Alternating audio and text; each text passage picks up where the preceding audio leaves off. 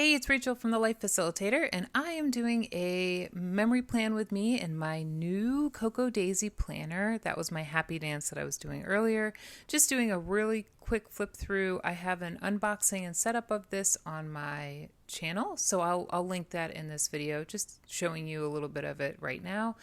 And we're going to get started. So today's challenge is to play with pattern. Lots of pattern play today. So I'm using the Cocoa Daisy New Chapter Kit, and right now I'm just sorting my stickers based on like purpose, I guess. So putting all my alpha stickers together, my sort of decorative pattern stickers together, labels together, and then just deco in another section. I think I had originally planned on stapling my stickers together, and I just never did it when I got my kit, and so, oh well. I have printed my photos on my Epson Picture-Mate photo printer, and I am laying out my photos to see how I want them to look, and then I'm going to do something that I don't think I've ever done something like this before. I'm going to layer a bunch of pattern paper and pattern stickers across the two pages vertically, and I will do it in the shape of a triangle. So I am going to first punch several of the stickers from the sticker kit.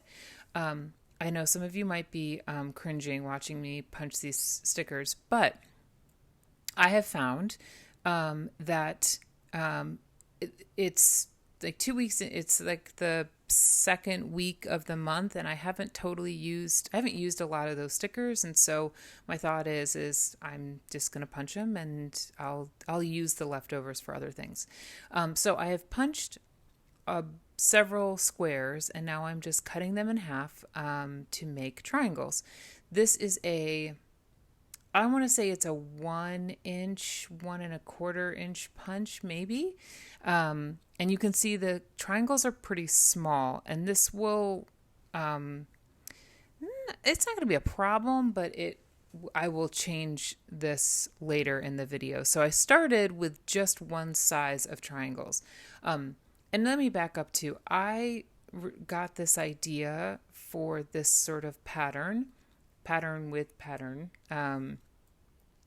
from Crystal Becker, and I'll link her in the video as well, just because she did this really cool 12 by 12 layout with very similar effect, and I loved it so much that I wanted to try it in my memory planner. She did something that I should have done right from the start, which is vary my triangle size. I'm struggling because I feel like they're all too similar, and so I will end up I'll end up cutting a few more sizes of triangles, and that will, I think, for my eye, it'll make it look better. Also, I spent so much time trying to plan out how I was going to put the triangles down, and then I ended up doing something totally different because I changed the size of the triangles. So that was sort of a trial and error. I really did not need to do all of that testing of where I wanted to put the triangles, because in the end, what I liked about my layout is I basically just stuck them down wherever I just felt like they went. And so anyway, so I'm going all pattern. So I am stamping a pattern onto the background where these triangles will go. So I have this squiggly stamp in the pinkish color. I'll have another squiggle stamp in a robin's egg type color, and then I will have a splatter stamp in black. And the reason I did this was because some of the triangles are white background, and so I thought if I had this pattern behind it, it might help the triangles pop off the page a little bit.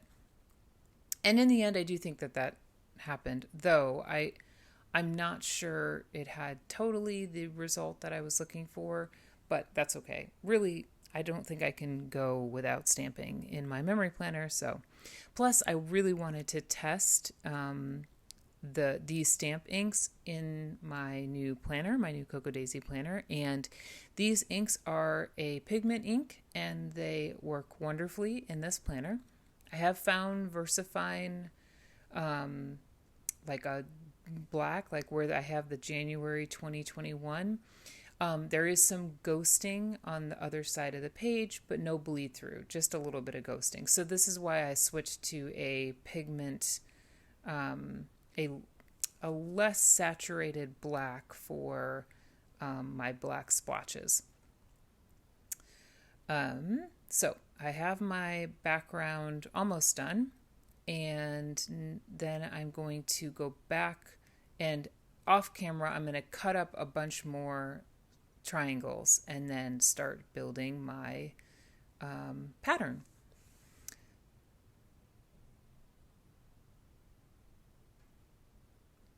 Yeah, so magic. I decided to just off camera kind of put some of the bigger triangles on the page.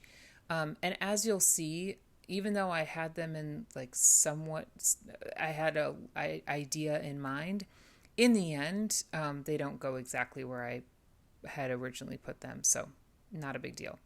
I also I was trying a couple different adhesives, and ultimately in the end, I pull out my big tape runner and just put a little bit of tape on the back of these triangles. So there's me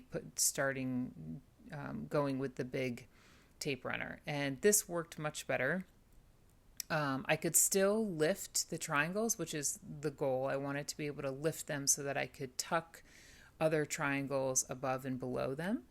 And so the tape runner worked much better for doing that.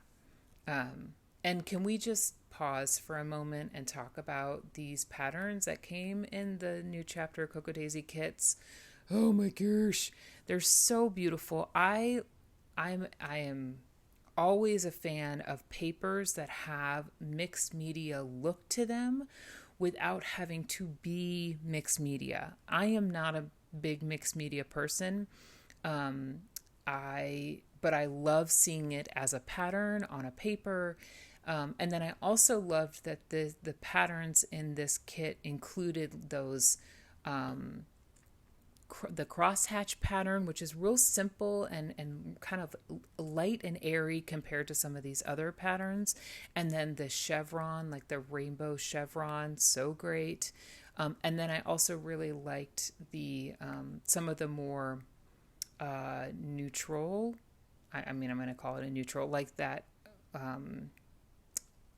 I think it's robin's. I always say robin's egg. That's like the color that comes to mind. But that robin's egg blue triangle, it actually is a grid pattern, and it's just so lovely. I just really was a huge fan. Am a huge fan of the patterns in this kit, and then also it was fun to make patterns with the stamps.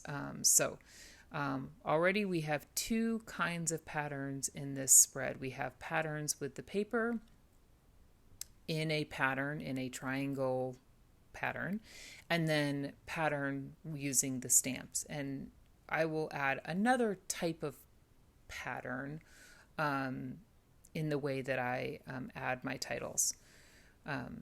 So we are getting close to being done putting all these darn triangles down. And honestly, this was just so much fun to just play and not be too worried about how it looks in the end. I just wanted to make sure that all the triangles touched at least one other triangle.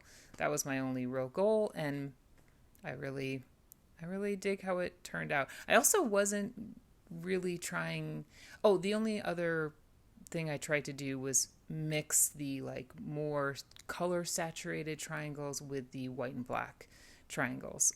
But anyway, on to the photos.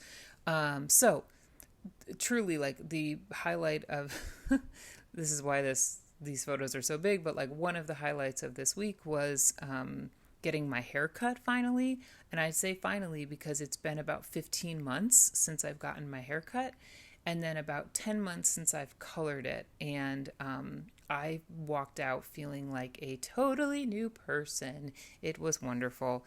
I don't know why I mean, I know why I waited to get my hair cut back in like April, but I don't know. Anyway, very, very happy with my new do. Super great way to start 2021.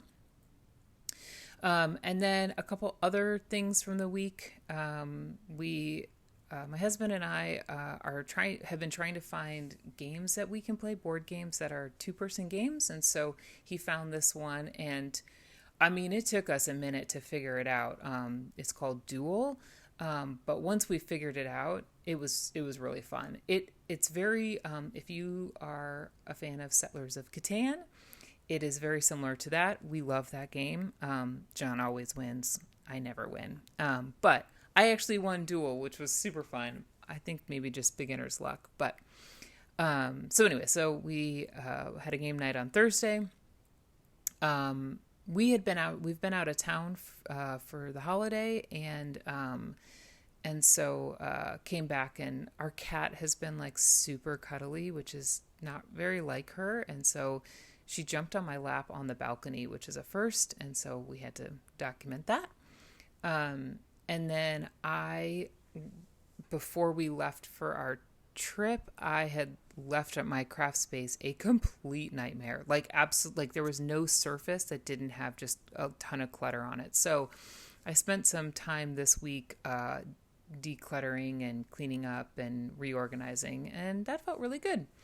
And happy with a cleaner, more organized craft space. Okay, so I am going to be adding these arrows as sort of my title indicators. Actually, before I do that, I'm going to use the black alphas to add my title for my haircut. Because I have so much color and pattern on the page, I really liked using the simple black alpha. I just felt alpha stickers. It felt like it worked really well. I didn't want to use more color. I really wanted to sort of ground something on this page, and so using the black alphas helped me do that. So here's me adding my title, fresh cut and color, and then I'll add a few little other decorative elements, but I'm going to keep the rest of the decoration to a minimum on this spread because there's all of this big element on the page. Next, I am going to use these alpha labels. I don't always know how to use these, and so I had this idea, and I really like how it turned out. Oh, I'm this poor little sticker I will struggle with, but my idea with the arrow stickers was to layer alpha stickers over the arrow stickers and then write the second part of my title. So you'll see me for the game title, it'll say new game. So new will be alpha stickers, and then game will be written. I'm going to jump back to Monday and add. I was very into the alphas in this spread, partly because there was just a lot going on, and so a lot visually going on. So the alphas help to, separate from everything else. So I'm adding our flight. From Chicago back to Miami, and up on the Monday, which is when we flew, and that will be all I add to Monday. And I have no photos from Monday. We literally got on a plane, flew back here, unpacked, went to the grocery store, and then chilled for the rest of the day. So I have really nothing for Monday, which is fine. And I'm going to add the little, here's where I start to add the alpha stickers. And then so I have alpha, new and alpha stickers, and then game written. I'm going to repeat the same process for all three, for the other two arrows. So this is another way to create pattern, or a repetitive pattern in your spread, using lettering or titling or that sort of thing. So it helps to create some cohesion among, the photos and the other elements of the page.